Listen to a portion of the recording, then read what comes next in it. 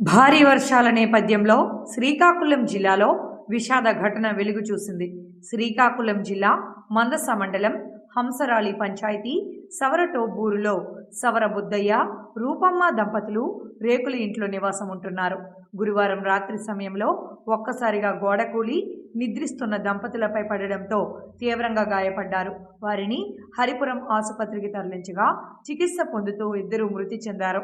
ఘటనపై మందస పోలీసులు కేసు నమోదు చేసి దర్యాప్తు చేస్తున్నారు.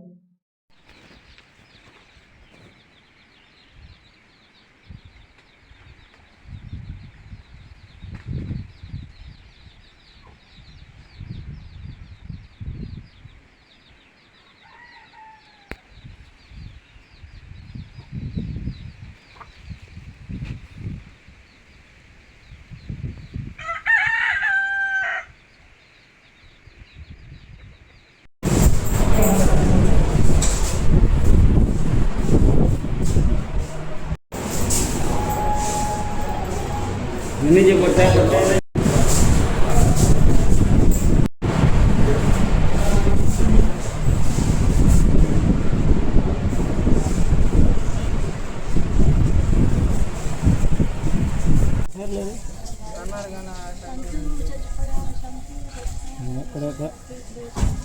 ఏమో డాక్టర్ రాలేదు ఇంకా డాక్టర్ వస్తే అది చూస్తారు పోలీసులు ఏదైనా వచ్చారా